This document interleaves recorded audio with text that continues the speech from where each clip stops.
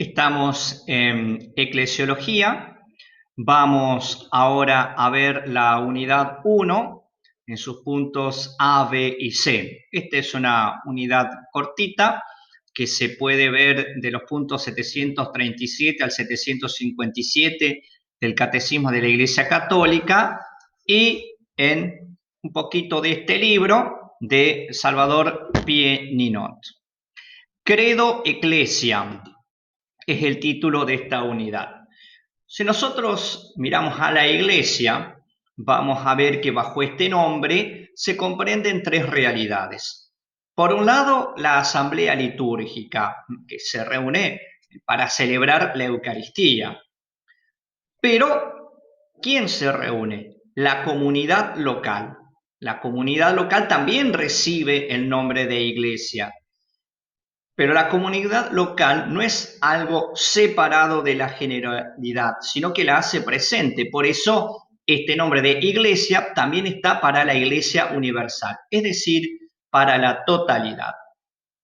Esta iglesia a la cual nosotros pertenecemos, y no podríamos ver esta materia si no nos sentimos pertenecientes a la iglesia, no tiene otra ley más que la ley de Cristo. La vida, la persona, las enseñanzas de Jesús es lo que nos guía.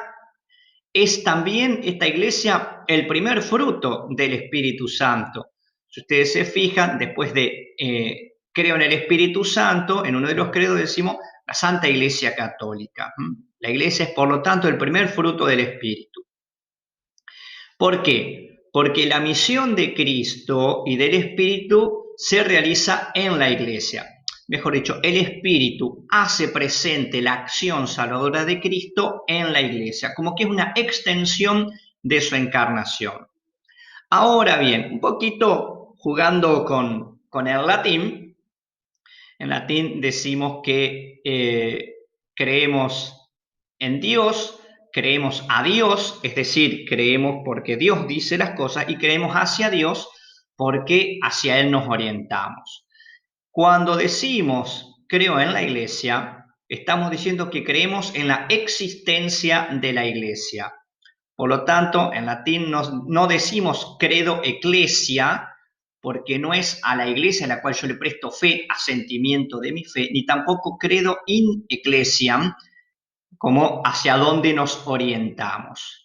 Creo en la existencia de la iglesia. En latín se dice credo ecclesiam, así, con esa terminación. Esta iglesia recibe distintas imágenes, tanto en el Antiguo como en el Nuevo Testamento, que la teología ha asumido.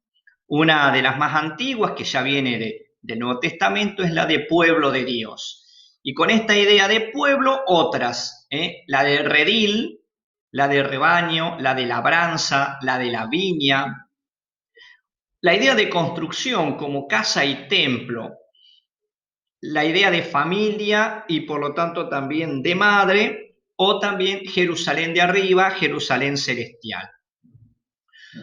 Otra de las imágenes fuertes de la iglesia, a través de las cuales nosotros iremos viendo qué es la iglesia, es la de cuerpo y esposa de Cristo. Esta imagen está tomada de la teología paulina. Por otro lado, la iglesia es también templo del Espíritu Santo. Otra de las imágenes y tal vez más trabajada, un poquito en los años 70, 80, es la de comunión. La idea de comunión está ligada a la idea de Eucaristía, es decir, la iglesia no existe sin la celebración eucarística, aunque no pueda celebrar específicamente la misa. ¿Por qué? Porque la Eucaristía es el sacramento de unidad eclesial. Así como todos, uno de los padres dice que así como los granos de trigo dispersos por el mundo han formado el único pan, que es el cuerpo de Cristo, así los cristianos dispersos por el mundo formamos la única iglesia que es el cuerpo de Cristo también. Acá vemos la primera carta a los Corintios 1:9 y la primera carta de Juan 1:3.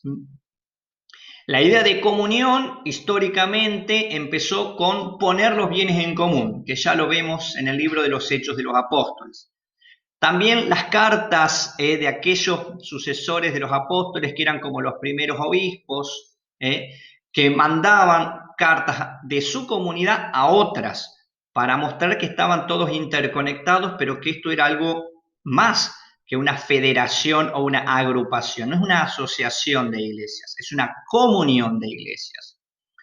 Otro de los modos era el fermentum que era un pedacito de la hostia consagrada que el obispo mandaba a aquellas parroquias rurales, cuando la iglesia se hizo un poquito más grande, para mostrar que cualquier Eucaristía celebrada en una parroquia estaba en comunión con la única Eucaristía de la iglesia local, que hoy llamamos diócesis y que está presidida por el obispo.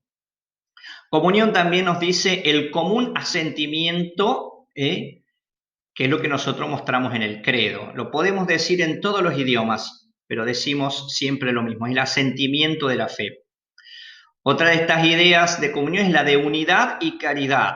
La comunión significa que los cristianos tenemos que estar unidos y el vínculo nuestro no es la sangre, no son las mismas ideas, pero sí la caridad.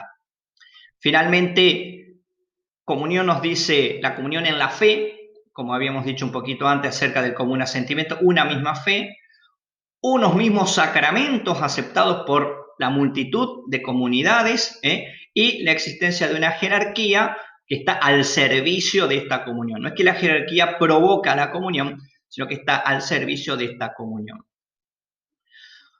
También, bajo la idea de comunión, está la de comunión de los santos, que nosotros decimos en el credo.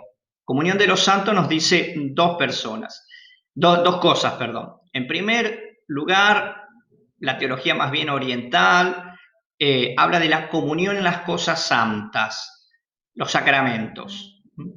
Y por otro lado, más la teología occidental nos habla de la confraternidad con las personas santas, pero acá los santos son los bautizados, no son los moralmente perfectos.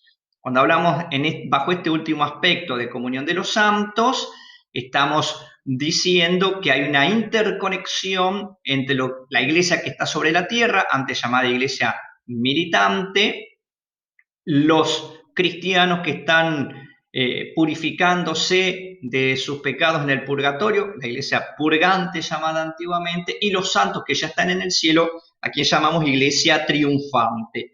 Eso es la confraternidad entre los cristianos, entre los que hemos recibido la santificación en el bautismo. Esto lo podemos encontrar en esa colección de documentos de la iglesia que es el Denzinger-Hinnermann 3363. Finalmente, una imagen de la iglesia es la de tradición viviente. Esta idea la toma Dei Verbum del Concilio Vaticano II porque hace relación a la palabra y a la revelación. Es decir, más allá de los sacramentos, todo lo que nosotros creemos, celebramos, vivimos, nos ha venido por la revelación de Cristo y se encuentra como plasmado en la palabra de Dios escrita, especialmente en los evangelios. Ahí vemos Dei Verbum 7 al 10, porque hay también una unidad entre doctrina, vida y culto. Bueno, hasta aquí la unidad 1 de eclesiología.